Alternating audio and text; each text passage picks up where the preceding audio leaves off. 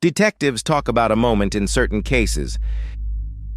It's the moment when a disappearance stops looking random and starts looking like it began inside the home. The Morphew case had that moment, and once investigators saw it, they couldn't unsee it.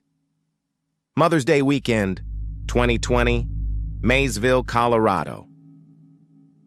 The mountains, quiet roads, and very few people around.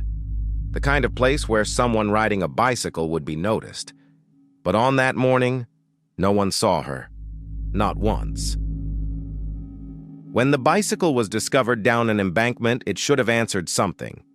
Instead, it created the first problem. Because accidents leave chaos.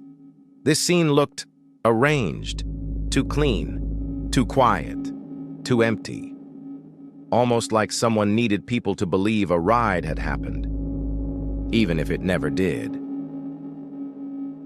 The missing woman was Suzanne Morphew, and the last confirmed person to see her alive was the man who lived in the same house. Her husband, Barry Morphew.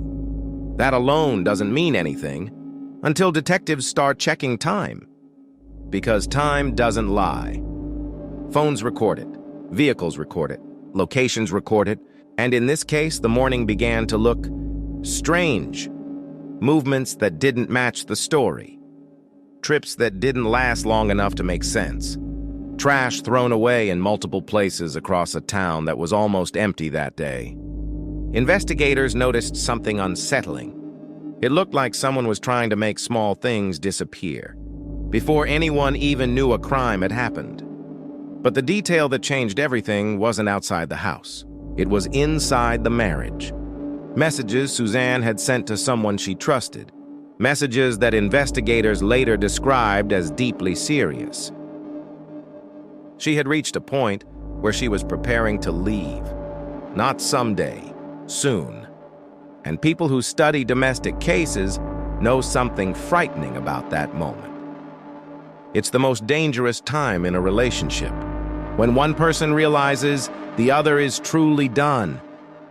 Now imagine this, Mother's Day morning, inside a quiet mountain home. One person already planning a new life, another person realizing it might already be over. No witnesses, no cameras, just two people who knew exactly what was said. And one of them would never be seen again. After that morning, Suzanne's digital life stopped in a way investigators rarely see. No slow fade, no activity at all, like someone had simply been removed from the world midday. The bicycle story held for a while, until detectives looked closer and realized something chilling. There was no proof Suzanne ever rode it. None. Which meant the last confirmed place she existed may have been inside the house. When investigators later searched the property, they began noticing small things that didn't feel right. Items moved, areas cleaned, moments in Barry's timeline that investigators believed were attempts to reset the day. As if the clock could be pushed backward, as if the morning could be rewritten, but time had already recorded it. In 2021, Barry Morphew was arrested in connection with Suzanne's disappearance. He denied involvement, and then something unusual happened. The case didn't reach trial. The charges were dismissed before the courtroom could hear the story from beginning to end, which left something hanging over the entire investigation. Unfinished truth. For 3 years, Suzanne Morphew existed in a strange place between two realities. Missing, but not gone. A case detectives couldn't close. A day no one could fully explain. Then, in 2023, investigators found her remains far from the home.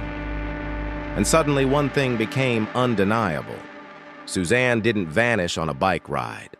She was taken from her life. But here's the part investigators still talk about quietly. Not the discovery, not the arrest. The morning, because cases like this leave behind a question that never stops echoing. What actually happened inside that house before the world woke up? What words were said? What moment crossed a line that can never be crossed back? And the reason this case still chills investigators is simple. The truth exists. Someone knows exactly how that morning unfolded, minute by minute, sentence by sentence. But the only people who were there were inside that house when the day began, and one of them never walked out again.